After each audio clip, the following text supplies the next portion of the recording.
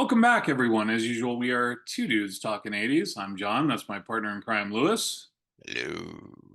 And after a long hiatus, we're back.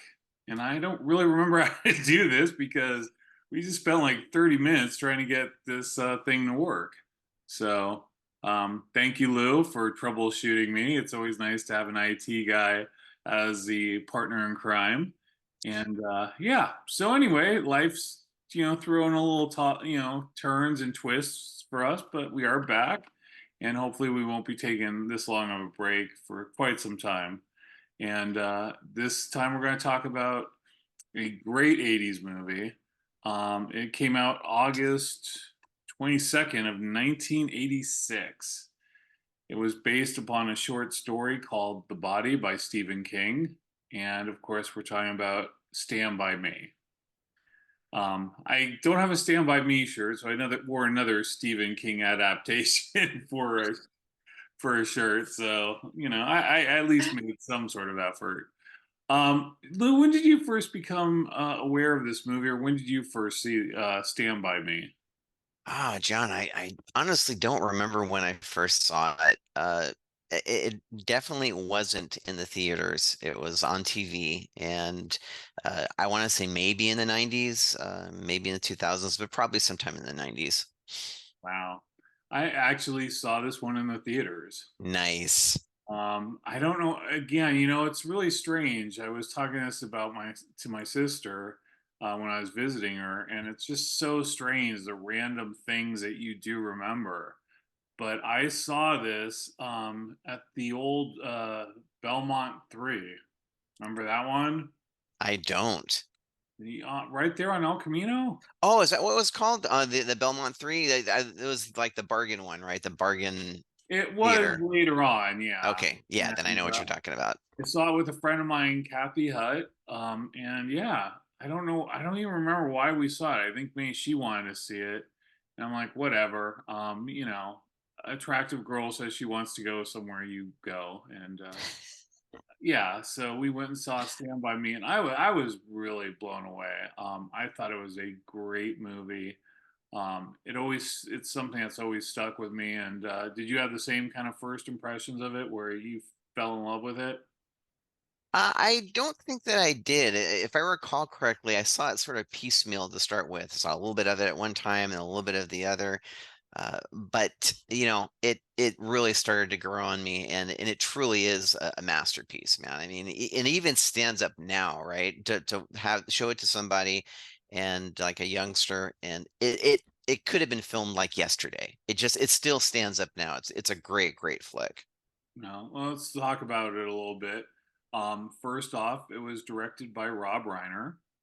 And I will say, you can give me any director for any decade, and I will put Rob Reiner right there. If you think about what he did in the 80s, and I know I've said this before, but it bears repeating, Rob Reiner, as the kids today say, let's give him his flowers.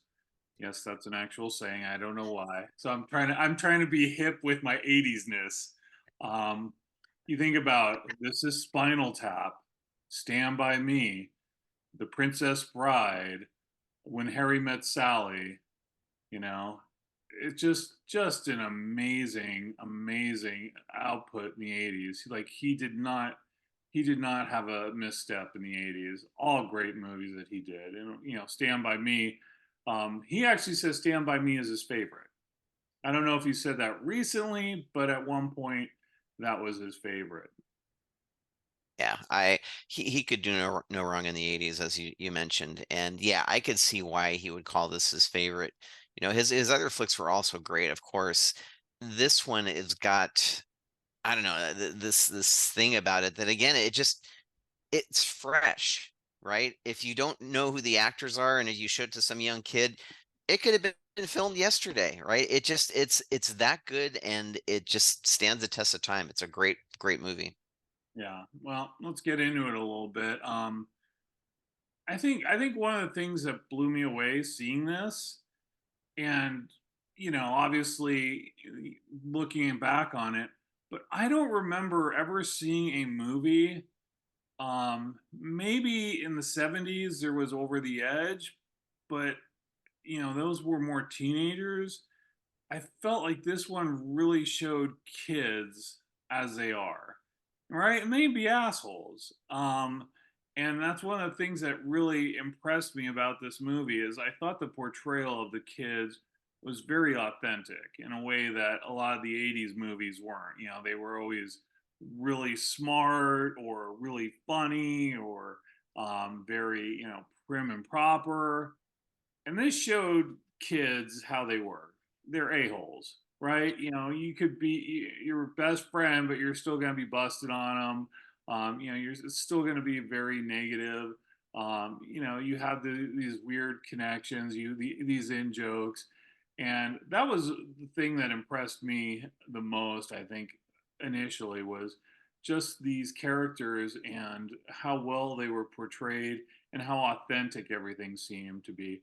Like, I believe these kids were really good friends. Right, right, 100%, 100%. So, let's talk about God. You look at it, it's funny because I read something that said Jerry O'Connell, who played Vern, also known as the fat kid, right? He's married to Rebecca Romaine, and supermodel. And I guess she didn't know that that was him. That was her husband in that movie. She was confessing how much she loved that movie without knowing that he was part of that movie. So I thought it was real interesting. You got, Will Wheaton, River Phoenix, Corey Feldman, Jerry O'Connell, Kiefer Sutherland as, his 80s assholeness. You even get a little John Cusack in there, and 80s John Cusack is up there with Rob Reiner directing. You don't go wrong with 80s John Cusack, and uh, and then Richard Dreyfuss, who portrayed the writer.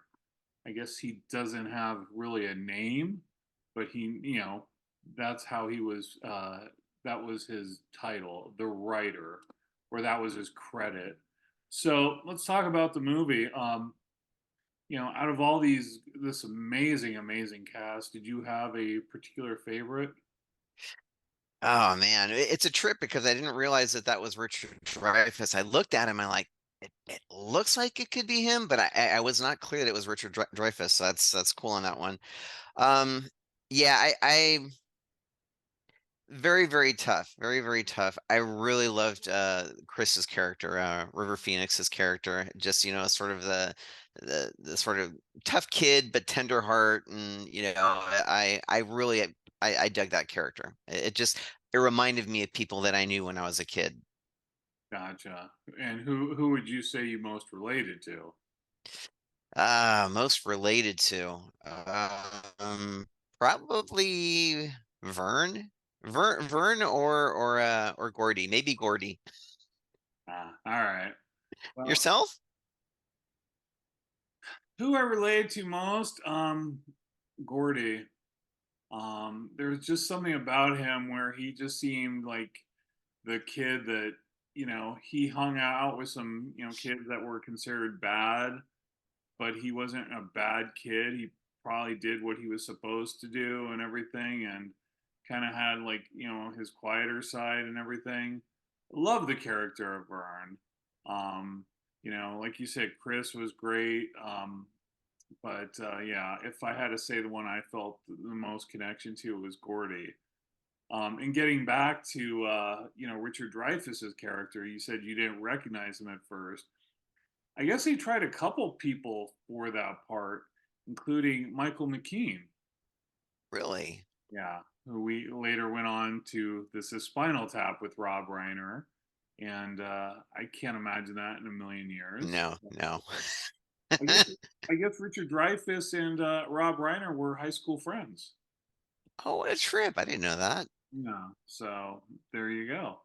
Um, so for those that haven't seen this movie, and why are you listening to us if you haven't seen this movie? You just stop this, go watch it now, go stream it. I don't know what it's on currently, um, but if you have to pay for it on it, Amazon, just do it. So the premise of this movie, again, based upon the short story "The Body" by Stephen King, um, It's these four friends in the 50s, and they decide to they one of them, Vern, overhears his older brother and a friend talking about how they found this dead body of this missing child, missing kid. Was it Ray? Oh my God, I had it. Oh, I don't remember. I almost said Ray Bradbury. It's not. But anyway, they go to see this dead body, and they think that they're going to be heroes because they're going to find this missing kid. So it's kind of a simple story, right? But there's so much involved with it in their journey, and um, they all come from different types of homes and different backgrounds. Um, Teddy obviously had a very abusive father, who came back from Vietnam and probably had PTSD, and Chris was the bad kid that everyone expected to turn out really bad. Gordie was kind of, like he said, he was a forgotten kid because his older brother, who was the John Cusack character, played sports and all this stuff, and he died. They never really do address what happened with him. I was thinking about that just right before we logged on. It's like they never mentioned how he died, what he died of, just that he died. Yeah. Ray Brower, that's it. Yes. So they're trying to go see the body of Ray Brower, and they figure if they go ahead and discover him, they'll be considered heroes and maybe get a reward, may even get their picture in the paper, which they were super excited about. So, like I said, pretty simple story. You can see why it was a short story, but amazingly, amazingly well done. And Stephen King said it was one of his favorite adaptations, if not his favorite. So much so that when he sold the rights to Misery, he would only sell it if Rob Reiner directed Misery. So that's in the 90s. We can't talk about that kind of stuff. But anyway, getting back to Stand By Me. Do you have was there any particular scene that stood out for you, or, really, touched you or made you laugh? What do you Oh think? man, there is a few of them. Hard to pick exactly one. The first one that comes to my head is the scene on the bridge on the railroad tracks, and where you've got Vern like crawling on the tracks because he's afraid because we're up way high over a river, and it's like, kids are stupid. It's like, what are you doing crossing the railroad tracks when you have nowhere to jump off? And yeah, of course, a train's going to come. And yeah, that was pretty awesome. That was awesome. But again, so many different scenes that are great in that movie. It's really funny for me. It's such a simple scene, but I don't know why it really connected with me. When Vern, is so excited about the fact that he brought a comb. I don't know why, but I just thought that was so heartwarming. Like, he's all excited. He's like, "I brought a comb," and they're like, "Why?" The thought, and he's like, "Cause we got to look good if we're gonna be in the paper." And he's so excited about the fact that he remembered to bring a comb, and then of course, short time later, when he's crawling over the tracks, he drops it. And just the look on his face, and it broke my heart that poor Vern lost his comb. At least he didn't lose anything else, man. It's like, that's the potential for death right there. You have nowhere to go. Train's coming. Limited options. He lost his comb though, Lou. That was his big get. Oh man, no, but yeah, lots of really great scenes. Another one I liked was when they were in the forest, right, and they were all each standing watch because they were hearing wolves in the background and stuff, and they had the gun, and it just again painted a scene that maybe not so much with the gun, but with everything else that you could totally see something happening like that when you're a kid. So that's a great scene that you brought up, and it reminds me of something that I'm gonna bring up. Okay. At least, they were good friends, and they stood watch for one another when there was potentially dangerous animals that could attack them.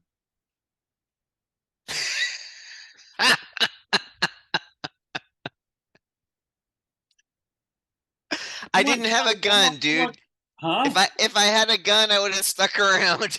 You had a gun. Yeah. Well. So I have to tell this story years ago. This had to be in the probably mid to late '90s. We went camping with some buddies, and we decided I decided I wanted to sleep outside under the stars, and so Lewis was going to do the same thing. And I think we were on patio furniture or something like that, like lounge chairs, and we're sleeping out there. And I'm a very sound sleeper. Not a lot wakes me up. But I guess in the middle of the night, Lewis heard either coyotes or wolves howling. And like a true friend, he went inside. He went inside the RV and left my ass out there to get eaten. No warning, like, hey, I'm hearing coyotes, maybe we should go in or something. No, I'll just leave John, he's a bigger meal for them, and go fuck yourself, John. I'm gonna go save myself. And so when I woke up the next morning, he tells me, oh yeah, I went inside because I heard coyotes or wolves. I'm like, you didn't think for a second to wake my ass up so I could be safe? So anyway, it's nice to see real friends protecting one another because I don't know what that's really like. Oh man, that's so wrong. That's so wrong. I think I tried to wake you. At least I'm Bullshit. I don't sleep that sound that you couldn't wake me. oh man, yeah, that was pretty wrong. I'm sorry. It doesn't matter. I'm not taking your apology. So anyway, but that's nice to know. Um, sorry, I had to take a detour there. Oh man. So I gotta ask you, obviously Stand By Me. Great. We've lost Lewis now. I'm crying, man. Stand By Me, I guess they didn't want to call it The Body, and they felt that it was sounded more like a horror film or something like that. Stand By Me obviously was the title of the Benny King song, and they decided to use it in the movie. Interesting little tidbit about that. I guess they actually asked, and I don't know if he ever did it or not. It's unclear, but I guess they originally asked Michael Jackson to do a remake of it. Hmm. And I don't know if he ever recorded it or what, but they said that that Rob Reiner decided to use the original because he felt it fit better, fit the movie better. So Stand By Me was originally released in 1961.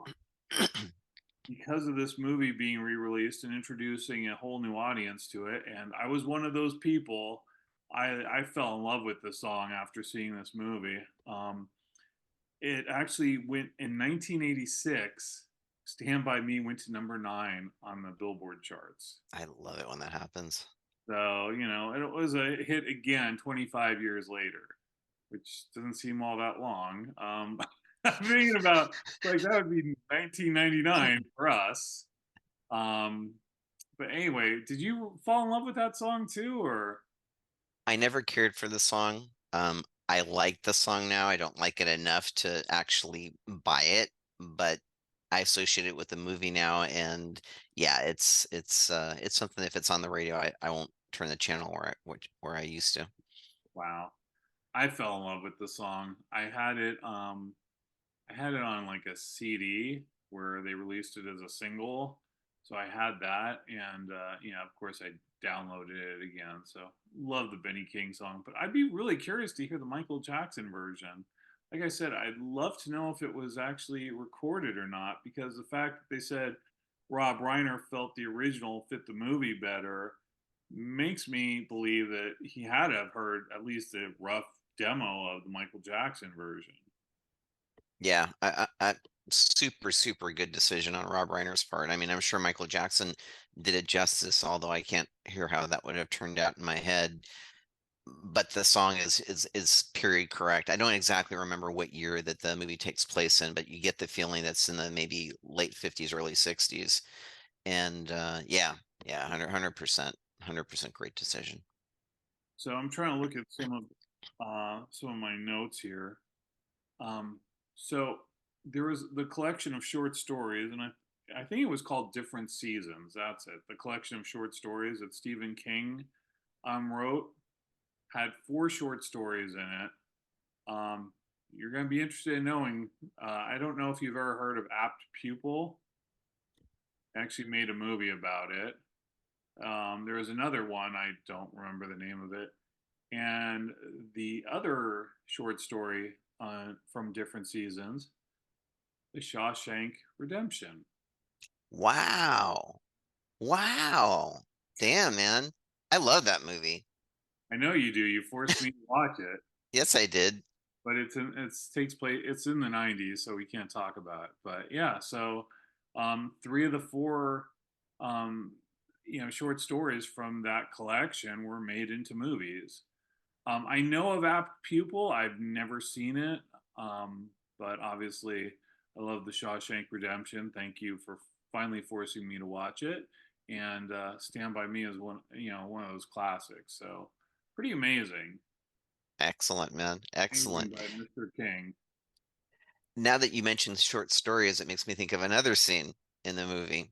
Of course, it was what was it? It was Gordie's character that he was supposed to be the master storyteller. And do you remember the story that he told about when they're all in the campfire protecting each other from the wolves as good friends do? As real friends do. Yeah, he had. It was the pie eating contest with Lardass. Interesting little tidbit about that. If you watch it, when they're showing that scene, standing behind the twins is Ray Brower, the body. Really? Yeah. I'll have to go back and watch that. So little bit of trivia there. Very cool. I don't know if there was supposed to be some connection between that because obviously this was made up by Gordie, but I thought that was kind of interesting. Or maybe they just needed another person. I almost said another body, but I wasn't trying to be funny, so I stopped myself. Seemed too much like a dad joke. But I think they. I don't know if there's supposed to be a connection, but yeah, Ray Brower is actually in that scene. Wow. Yeah, it's a trip. I didn't pick that out. Yeah. So, what did you? What did you drink before? Was it castor oil? Or Yeah, it was a bunch of castor oil. that scene was disgusting. It was bad. It was bad. So just in summary for people that haven't seen the movie, the story revolves around a guy that he's a really big guy Well, hold on. and This is what Gordie. Just a little more context, since we kind of glossed over it. Gordie's character was always came up with stories, and obviously we find out later on he is in fact a writer. And so the kids at the campfire were like, "Hey, Gordie, tell us one of your stories. One of your stories." And he goes ahead and he tells a story that he's been working on in regards to this pie eating contest with a character named Lardass. So please continue. I'm sorry.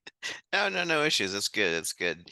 So Lardis is this heavyset kid, and I guess he's always being teased, and he decides he's going to get revenge on everybody at a pie eating contest. His method of revenge is to drink maybe like a half a liter of castor oil before he enters this pie eating contest. And he goes through and he eats bunches of pies, and obviously he gets to the point where he starts to throw up, and everybody starts to throw up because they're watching him throw up. And yeah, it's very colorful.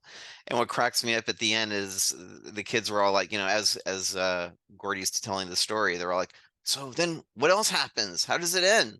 It's like, that's it. That's it. And they're all disappointed because they wanted something else to happen in the story. But yeah, pretty funny, and you've got to watch it to get the full impact. Well, the interesting part about that, and it's never been confirmed, but there's a lot of people that think the reason they had that reaction to the ending is a lot of people feel that Stephen King's books end poorly, and they're unsatisfied with the endings. So that was like a little shout out to that. Whether that was true or not, I don't know. It's one of those thoughts on the movie that people have. Uh, Interesting. speaking of which, when they pool their money together, right? You remember how much? I'm sure you don't, but do you remember how much money they had when they pulled it together? I want to say it was like a buck something. It wasn't very much. 237. Does that ring a bell? Is that a room number that I should know about? In a Stephen King movie? Really interesting. Yeah. So good call on that. Yeah, that's actually the room number from The Shining. Wow. So what the correlation is, I'm sure it wasn't, a coincidence. I love when they put those little things in there though. Yeah, yeah, that is really cool. Little Easter eggs. Yeah. So anyway, I had to share that. Um got to talk about the last scene cuz I remember it kind of, being at the time in my life, right? I just graduated high school, as had you. I was already moving kind of on from my high school friends, and I could, see that that transition was already happening. And the at the end of the movie, if you haven't seen it, spoiler alert, but I don't know why you haven't seen the movie. That's on you. It came out in '86. If you haven't seen it by now, come on. Um, but Richard Dreyfuss's character is writing uh, a story, and he has this child of his own, a son, and he has a friend. I guess they're waiting to go be taken to the pool or to a lake or something else. And he's finishing the story, and he goes, "I never had the friends like I had when I was 12 years old." And he kind of comes back and he's like, "Jesus, does anybody?" And I remember that just being such a powerful statement. And I thought it was really powerful. Like that was the end of the movie. Would you, it really, for whatever reason, it really touched me and hit home with me. Like I said, because of where I was at in my life. Did you have the same sort of connection to that, or did you just think it was a cool line? I just thought it was a cool line. Ah, okay, cool. All right. That was really interesting. Thanks, Lou. I mean, it's true, right? I mean, your friendships when you're a kid, they're very different than obviously when you're an adult. Um, do you have friends that are like that? Yeah, I don't know, man. I don't know. I think you still do have friends. I mean, prime example. But um, The 12-year-old would save you from wolves or coyote attacks. And if he had a gun, yeah, yeah, he definitely would. okay, good to know. But yeah, I mainly thought it was a really sort of neat way to end the movie. I didn't weigh it that much, and it didn't touch me as much as it sounds like that it resonated with you. It really did. It resonated with me. And like I said, I saw it at a time in my life right out of high school, and I already felt like I was moving on, from my friends in high school. Like, I mean, I'm very different from you. Um, there is probably one person I went to high school with, because you and I went to different high schools. It's probably one person in high school that I still have some kind of contact with. And for the most part, everyone, even my old, had a roommate for several years of high school, and God, I can't even remember the last time I saw or heard from him. So it's a really strange thing. But anyway, I thought it was a really beautiful way to end the movie, and I thought it was a really important way. Um, One of the things I got to bring up too is I guess there was some talk about this, real quick. The leeches were not real. There's been some talk on the internet that those were a real thing. And I guess that really happened to Stephen King, which is why it made it into the book. So there you go. Wow, wow. Well, that's good that they weren't real. I'd be freaking out, man, if I was have to be a little child actor with leeches all over me. Yeah, that would suck. Be freaking out as an adult if I had a leech on me. That too, but even more as a kid, man. But I've, yeah, you're right. I've never experienced a leech, and I don't know that I want to. I made a pun there. I didn't even realize that. That would suck. Oh, good job. It was so good, I completely overlooked it and just kept on going. All right, I think we're almost done here. Real quick though, you were out here recently to celebrate my birthday. I know I don't look it, not a day over 35. Um, a particular event from your little visit out here that you want to tell everybody about or reminisce about real quickly? Oh, it was all a blast, man. We did karaoke, we went to Universal Studios, and of course, tying back to the 80s, went to a cancer fund. What is it? Stand Up and Shout, I think it is. So it's a cancer fund that they opened up in Ronnie James Dio's honor. So they had, many artists from back in the day playing. Probably the most notable was Lita Ford, who wrapped things up or helped wrap things up. I think Quiet Riot was actually the ending band, but it was a good time. It was just really cool listening to all the different songs and seeing some of these artists that you hadn't seen in a while, and it was a lot of fun. I loved Universal Studios. I loved karaoke. It was a very taxing weekend. And yeah, and of course, right the night you arrived, I already felt like I was getting sick, so I was sick throughout your visit, and somehow powered through, like the champ that I am, like the 35-year-old that I am. So it worked well. It was a lot of fun. It was a lot of fun. Always is. Awesome. Well, I think that about wraps us up for. I almost said the sure thing. Jesus, Stand by Me. Another Rob Reiner classic. But before we bounce, you have anything you want to add in regards to Stand by Me or anything in general? Just that I wish I had not brought up the, the forest scene where the friends were all standing guard over each other. Yeah, Stepped into that mine, right? uh, big time.